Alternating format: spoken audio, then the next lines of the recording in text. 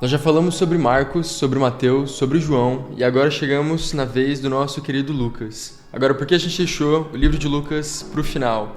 Na verdade, o livro de Lucas e o livro de Atos foram escritos pelo mesmo autor. Então agora vai ficar mais fácil da gente transicionar a saída dos evangelhos para a entrada da história da igreja. Agora eu também sei que lendo o quarto evangelho, ou se você está lendo na ordem o terceiro evangelho, pode ter ficado um pouco repetitivo a história, talvez tenha ficado cansativo para você, talvez ler a mesma coisa está ficando maçante. Se esse é seu caso, eu quero dizer que eu me compadeço com você. E eu também já passei por esse sentimento. Ano passado, depois que eu terminei de ler a Bíblia pela segunda vez, eu li a Bíblia inteira. E eu voltei para ler de novo, voltei pelos evangelhos. E quando eu cheguei para ler o livro de Mateus, eu tava com esse sentimento, tipo assim, de novo, pela terceira vez, eu vou ler essa história de novo, mais 4 vezes. E pode dar esse sentimento de que é algo repetitivo. Mas se esse for o caso, eu quero te falar uma coisa que o Senhor falou pra mim quando eu tive esse sentimento. E eu senti o Senhor falando no meu coração que todas as vezes que você lê, Ele tem uma revelação nova pra te dar.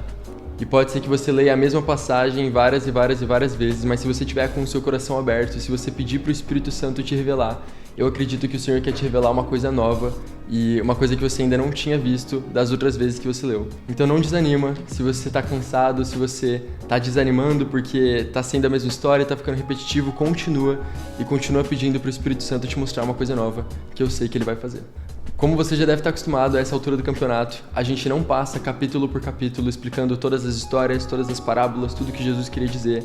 O que a gente faz é tentar entrar no coração desse livro. Quais são os temas mais frequentes, o que o autor está querendo dizer pra gente, qual que é o propósito principal dele escrever esse livro. Mas caso você queira, sim, ter um contexto histórico maior, ter mais detalhes, que isso também é muito importante, essa visão mais ampla desse livro, eu recomendo e eu queria que a gente colocasse no link da descrição o canal do Bible Project. É um canal que eles têm vídeos sobre, eu acho que todos os livros da Bíblia, e eles são muito completos em todas as descrições, em todos os panoramas de todos os livros, é muito legal, recomendo que você assista. Mas bom, voltando pro livro. Lucas, ele é muito claro no propósito que ele escreve esse livro, então não é igual aos outros que às vezes a gente precisa caçar o que ele quer dizer no contexto histórico dele, então ele é muito claro com aquilo que ele quer dizer, e eu quero ler com você. No capítulo 1, versículo 1, ele fala: muitos já se dedicaram a elaborar um relato dos fatos que se cumpriram entre nós, conforme nos foram transmitidos por aqueles que desde o início foram testemunhas oculares e servos da palavra. Eu mesmo investiguei tudo cuidadosamente desde o começo e decidi escrever um relato ordenado, ó excelentíssimo Teófilo, para que tenhas a certeza das coisas que te foram ensinadas. Então esse evangelho, escrito por Lucas, está vindo para trazer essa certeza, essa convicção. Ele está vindo para solidificar tudo aquilo que já foi escrito, já foi falado, tudo aquilo que eles já ouviram sobre a história de Jesus. E uma coisa muito legal e que o Lucas fala é, ele foi atrás de testemunhas oculares. O que é isso? São pessoas que viram, pessoas que estavam presentes e pessoas que viveram essas histórias com Jesus durante esse momento. Então, por exemplo, uma coisa única que a gente vê no livro de Lucas é toda essa história com Maria e aí os pais de João Batista, Isabel, Zacarias, toda essa coisa, tipo assim, a gente não vê em nenhum outro evangelho, isso é algo único de Lucas. Provavelmente porque ele foi falar com alguma dessas pessoas, seja Maria, mãe de Jesus, a gente não sabe quem foi, mas ele investigou tudo com muito cuidado, isso é muito especial.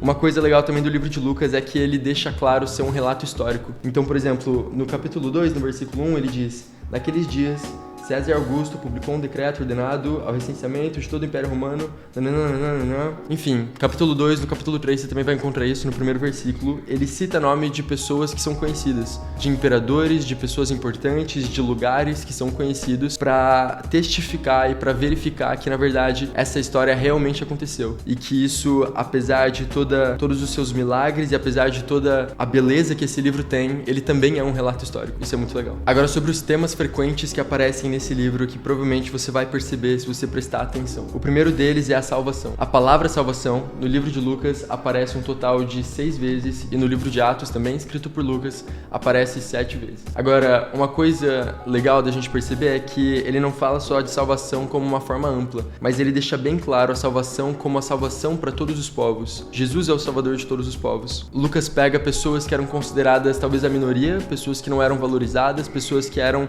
da última classe da sociedade que ninguém dava valor, e ele destaca essas pessoas, como dizendo que Jesus está aqui por elas e Jesus é o salvador delas também. Por exemplo, 40% dos personagens desse livro são mulheres. Isso não era nada comum naquela época. As mulheres não eram destacadas, não eram valorizadas, não eram contadas nem nas estatísticas, imagina numa história, mas elas fazem parte de 40% dos personagens escritos nesse livro. Outra coisa também é que os homens, eles são destacados como sendo homens fora do padrão de uma masculinidade que era esperada da época. Então, provavelmente, alguém quando estivesse lendo a história de um homem, que ele fosse prestar atenção nesse homem, ele ia ser um homem forte, um homem bonito, um homem alto, um homem que realmente desse credibilidade pela sua aparência. Mas aqui as histórias que a gente tem é, por exemplo, no capítulo 1, Zacarias, um sacerdote que ele entra no templo de Deus e ele fica mudo por 9 meses. Isso mostra, tipo assim, a fragilidade dele, a falta de fé que ele teve para que Deus silenciasse ele. Outro exemplo é Zaqueu. Zaqueu no capítulo 19, ele era um homem pequeno. Tipo assim, ele era um cara de baixa estatura. Não era uma pessoa que você olharia e falaria, tá bom, esse cara é um cara de referência. Olha pra ele, dá pra ver que ele é um homem de fé pela aparência dele. Ele é forte, ele é alto, ele é um líder, eu quero seguir ele. Não, ele era um homem baixinho e a Bíblia fala que ele precisou subir numa árvore pra ele enxergar Jesus. E o Senhor encontrou nele um homem de grande fé. O outro personagem que a gente vê é o próprio Jesus, que é destacado também pela sua fraqueza e fragilidade aqui na Terra. Porque ele veio como homem, embora seja Deus, ele estava aqui como homem, ele sofreu como homem. Então a gente vê momentos em que Jesus poderia ter feito de todas as coisas, recorrido ao Pai e saído daquela cruz e escolhido fazer a sua vontade, mas ele decidiu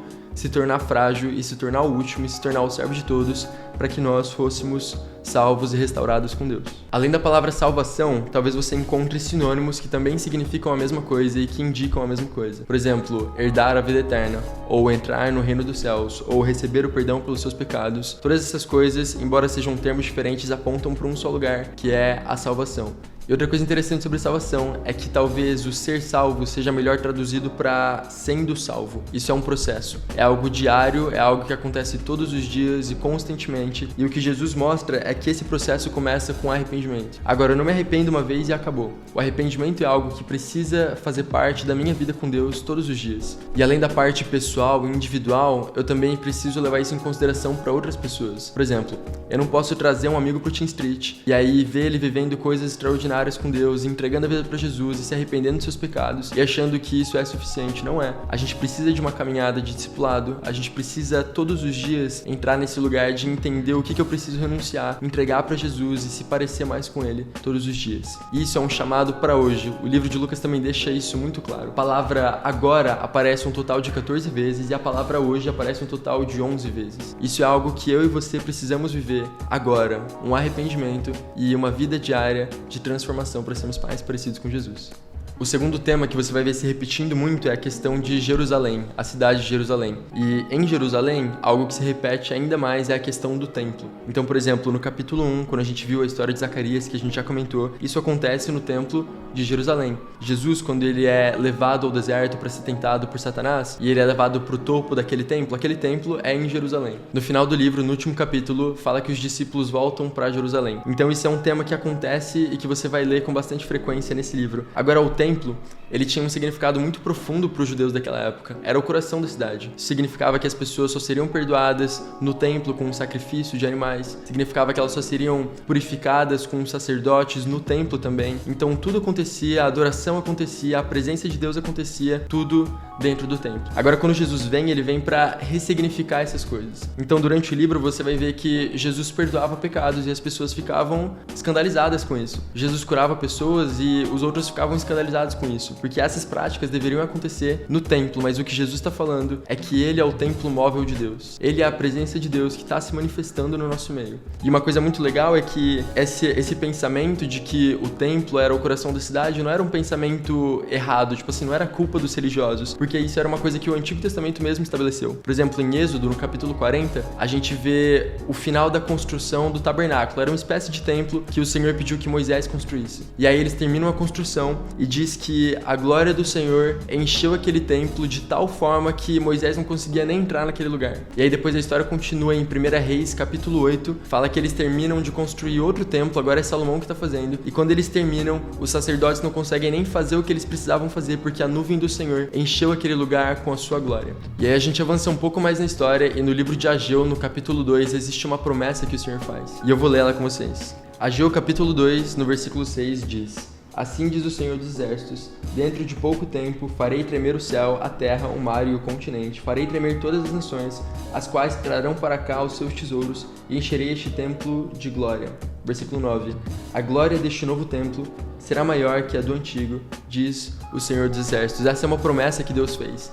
Que a glória que existia no antigo templo não vai ser nada comparada à glória que existe no segundo templo. E eu te pergunto, quem é o segundo templo? A resposta está em Atos capítulo 2, quando o Espírito Santo é derramado e os discípulos são cheios pela primeira vez com o Espírito de Deus, e nós nos tornamos agora, eu e você também é, o templo do Espírito Santo. E devemos sim ser cheios da glória e da manifestação de Deus.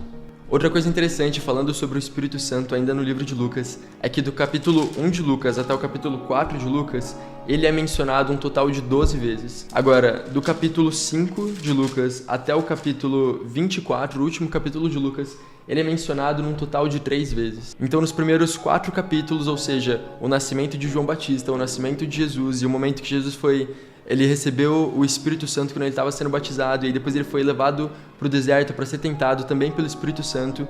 Isso aqui, esses 4 capítulos, formaram a maior aparição do Espírito Santo nesse livro. Agora, os capítulos que a história realmente acontece, do 5 até o 24, o Espírito Santo quase não aparece.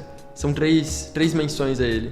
O que isso quer dizer? Quer dizer que nem sempre você vai ver o Espírito Santo agindo na sua vida de forma visível. Nem sempre vai parecer que ele tá lá. E você vai sentir que ele não tá lá. Mas isso não significa que ele não estava presente nessas histórias. Durante o ministério de Jesus, a vida de Jesus, o que a gente vê é um homem que vivia a independência do Espírito. Um homem que agia e que andava segundo o Espírito. Então, nós fomos chamados para, independente do que eu tô vendo, independente do que eu tô sentindo, independente se eu vejo ou não vejo o Espírito Santo fazendo coisas na minha vida, eu acreditar que ele tá assim presente, e ele tá assim se movendo, e ele tá assim fazendo aquilo que eu não consigo ver que ele tá fazendo, mas eu preciso confiar que ele sabe o que é melhor. E esse é sim um dos pontos principais desse livro, é que Jesus andava de acordo com o Espírito e ele tinha uma vida de intimidade com o Pai.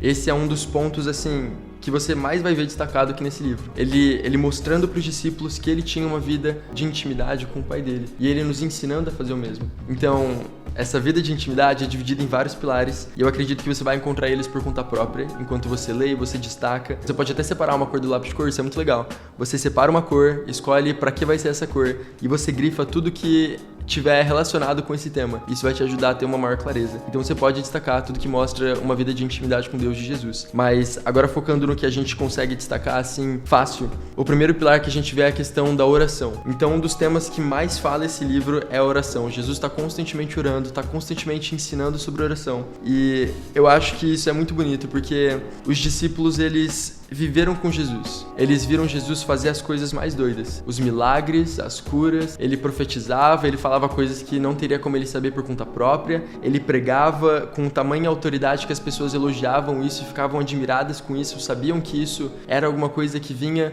de um lugar maior. Então ele tinha essas características que ele fazia coisas muito doidas. Agora, em nenhum momento a gente vê os discípulos parando Jesus e falando: Jesus, me ensina a orar por cura? Jesus, me ensina a expulsar um demônio? Jesus, me ensina a montar uma pregação? E essas são coisas que eu gostaria de perguntar para Jesus. Mas o que a gente vê sim eles perguntando tá em Lucas no capítulo 11, e eles veem Jesus orando e eles param e eles falam: Jesus, ensine-nos a orar, como João ensinou os discípulos dele. E aí é quando Jesus ensina a oração do Pai Nosso, mas o ponto é, os discípulos sabiam que tudo aquilo que Jesus fazia vinha de um só lugar, um lugar de intimidade com Deus. Toda a cura, todas as pregações, todo o ministério, toda a vida sobrenatural de Jesus, ela partia de um único ponto, que era a intimidade dele com o Pai. Os discípulos entendiam isso e eles queriam viver essa mesma coisa. Então, como eu disse, eu não vou falar todos os versículos, nem todas as passagens, mas só para você ter alguma referência, se você quiser dar uma olhada. Capítulo 3, versículo 21, capítulo 5, versículo 16, capítulo 6, versículo 12, capítulo 9, versículo 28 e 29,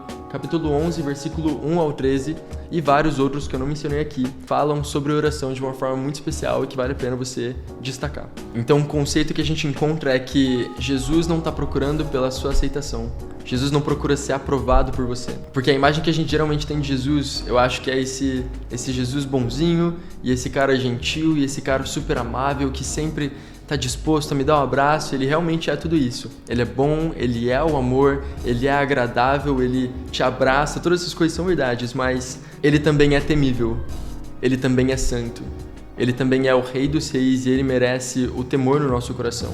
Então, um equilíbrio que a gente precisa ter, isso é muito importante, é entre o amor e o temor.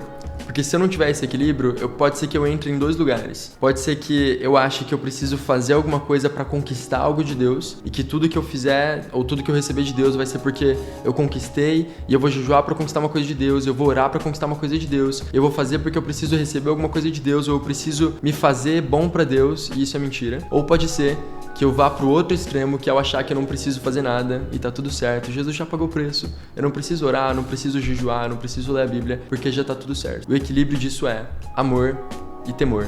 O amor porque eu amo ele. Então não é que eu tenho que fazer as coisas, mas eu posso. Não é que eu preciso orar, eu tenho que orar, mas eu posso orar, então eu vou orar. Não é que eu tenho que ler a Bíblia.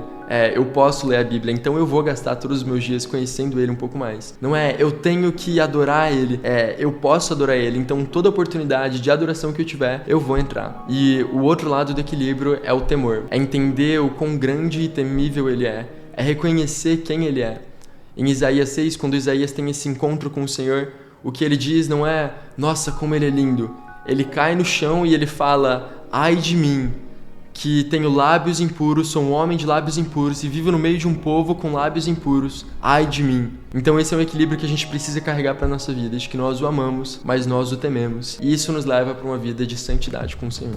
Então, para fechar o nosso vídeo e para já fazer uma ponte com o nosso próximo vídeo sobre Atos, o que a gente vê no livro de Atos são discípulos cheios do Espírito Santo, com uma vida radical, com uma vida totalmente devota, que vivem um estilo de vida sobrenatural. E essa é a realidade que a gente encontra no livro de Atos, mas aqui em Lucas o que a gente precisa lembrar é que, embora o Espírito Santo não tenha sido mencionado durante grande parte dos capítulos e por grande parte da história, ele estava se movendo. Então, o que nós precisamos aplicar para a nossa vida é entender e reconhecer o mover do Espírito nos nossos corações enquanto ele nos molda para mais parecidos com Jesus. É uma caminhada gradual de intimidade, de oração, de santidade, de entender esse equilíbrio entre amor e temor, de ler um evangelho que talvez seja entediante para você, mas entender que o Espírito Santo está fazendo algo na sua vida através dessas palavras e receber tudo isso não com um olhar de eu tenho que continuar fazendo e vai ser uma caminhada longa e dolorosa, mas um olhar prazeroso de entender você está podendo fazer parte da história de Deus e o Senhor está construindo uma história única com você. Então eu espero que você tenha lido esse livro